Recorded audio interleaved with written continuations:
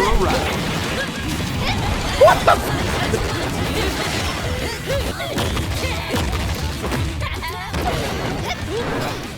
What? Ah! What the? What am I fucking looking at? Beat him outside, scroll to the Punisher.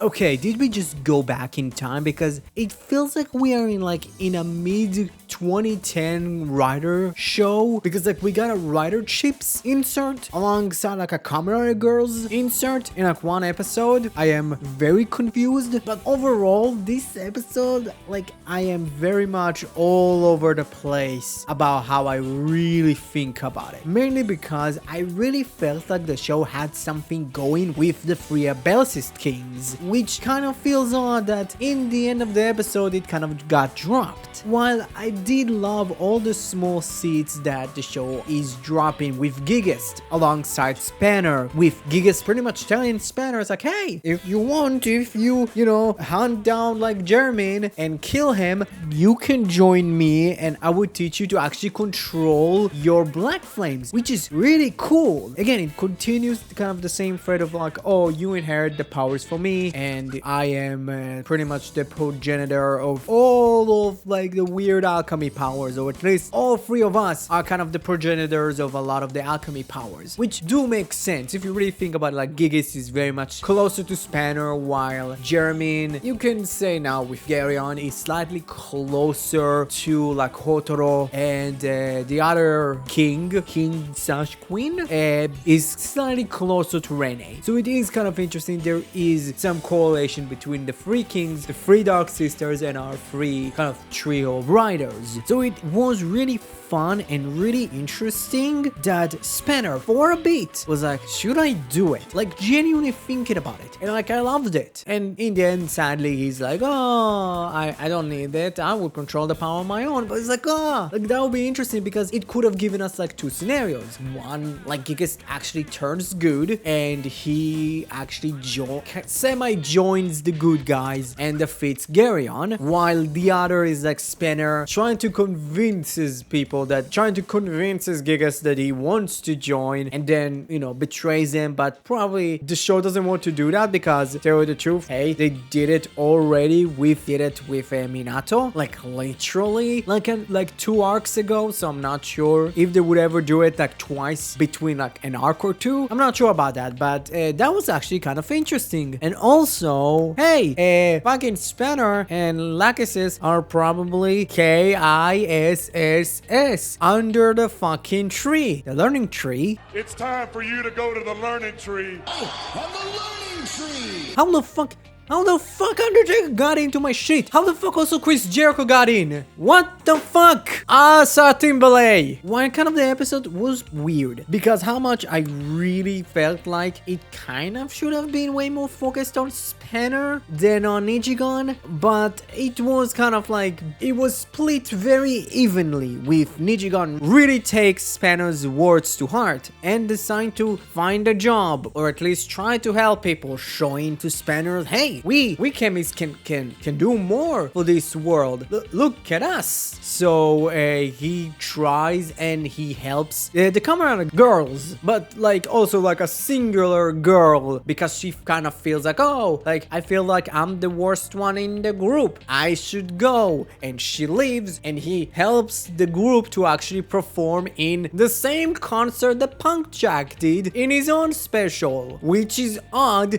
They have the poster for Punk Jack's band in the fucking background. What the fuck? Like, here's the thing. Like, that part kind of felt like a very early type of stage of the show type of episode. So it kind of like, oh, that kind of feels not that world ending. I don't know if this is really what I want to do. Like, I don't know if this episode should have been that, specifically with this very big moment that happened in the end. So it feels kind kind of tone deaf. I don't know. Like that part I was like semi-meh about. But hey, he did help some old tokusatsu actors actually like bringing some stuff. It's kind of sad that this is what like old tokusatsu actors need to do now. They fucking become like delivery men and not like the really cool like tire ones. Way more like, oh, they deliver a bunch of like furnitures. Like that's sad. Like for fuck's sake, like Toei need to have a fucking pension plan, but tell the truth, Toei is a piece of shit company, so who really gives a shit? But the big thing that really happened in this episode was the fight scene.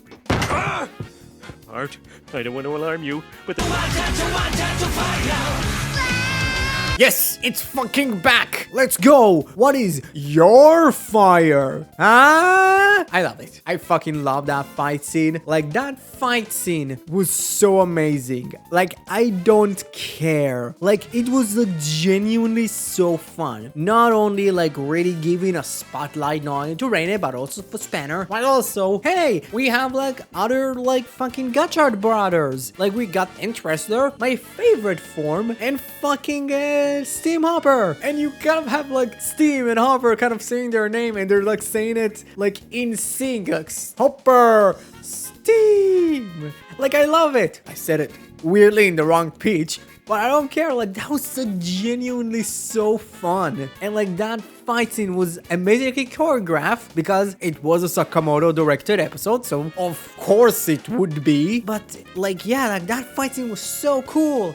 And then we have like a fucking 4-way rider kick. Don't give a shit how many riders actually kicked Jermin, and he was knocked down, wasn't defeated, which like kind of keeps him facing. It's like, oh, it's inconclusive. He was just knocked down, nothing less, nothing more. And then Atropos came in, which Jermin and Atropos did have a scene in the earlier bits of the episode where kind of you can kind of still see that's like, oh, Jermin is a piece of shit. He's very much still like seeing Atropos is just like a play doll. Like, oh, don't matter. We'll just make you a new dad. That was great. And she comes in and she kind of like holds on to the like gold Rubik's Cube. And it pulses. And we discover why the fuck it's pulsing. Because a Garyon weirdly lives inside of it. Because she inserts it in and he just like pops out of fucking Jermin's body. It doesn't pop out, but he pretty much transforms within Jermin, which like that's going to be like super interesting to learn how the fuck that works. But yeah, that was fucking weird. Like here's the thing, it could lead us to Garyon being in the end the final villain, but also the Gigas did actually drop some small of a nugget of when all of the like Abelisis kings are defeated, or at least one of the or like two of the trios, two parts of the trio actually get defeated, the powers actually go back to the original. I think all of them are kind of the original, and they kind of like, you know, let's say they're kind of interplacing each other. So it could be like, oh, like Gigas can die, the other one can die, and everything kind of all of their power go to Garyon, which I think is being stepped up from like a doll to a king, which is really cool. Like I wish like the progression was like not as like, oh, we're like 2 months away from the end. They're like, oh, let's bring him back. Which again, like I hate that my theory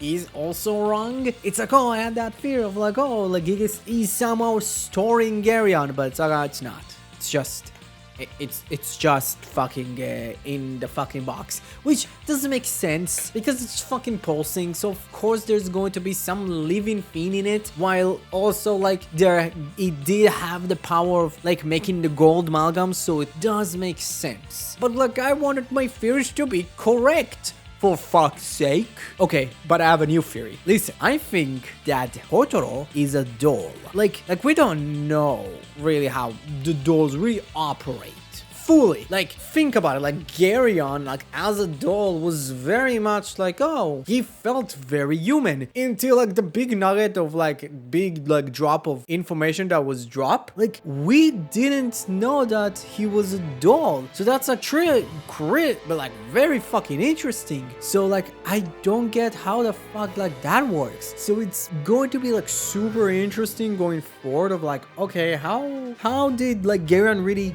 get like almost like pretty much his own consciousness and his own dream? Because here's the thing, like he has a dream. Like all of like the dolls really get real humans' dream. So what stops the fucking like Abyssist Kings to have their first doll to be created is an actual human? And like, let's say Fuga found him and he adopted him with his best friend slash sister, maybe wife, we don't fucking know. Hotoro's mom, I don't know her name. It's been 41 episodes and I just couldn't fucking handle to actually learn her name. But that actually weirdly makes sense. It's like the talking to the Kemis, like everything about this really makes sense to me for some odd reason. Could be like weird to me just not knowing anything about like how the doll works, but I just like it feels real. I don't know, I feel like this one could be the one. I think this one is the one. Hotoro is a doll.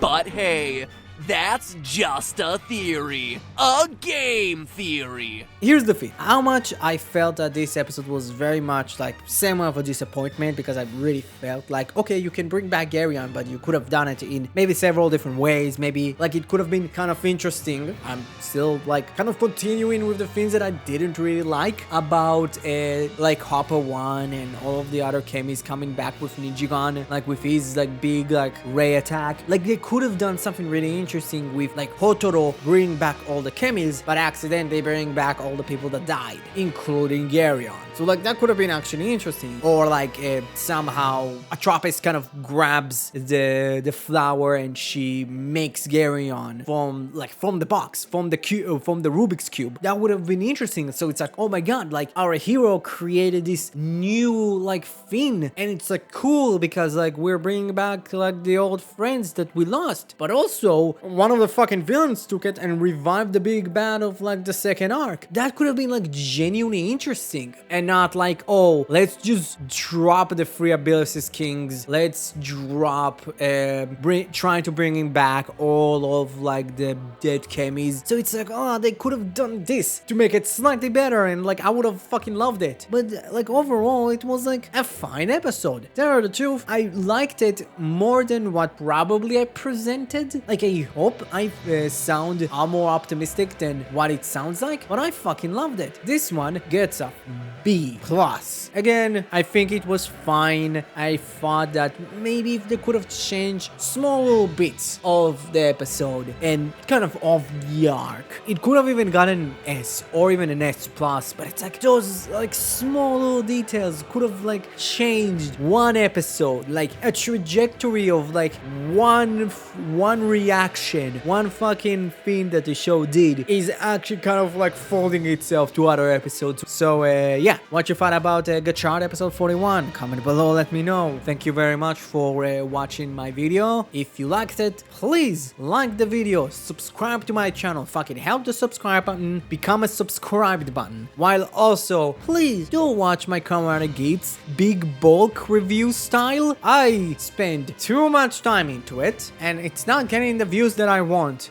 I want all of the views. So yeah, thank you very much and have a great rest of your day. Let's not forget, you're the only one that can prevent forest fires. Bye bye.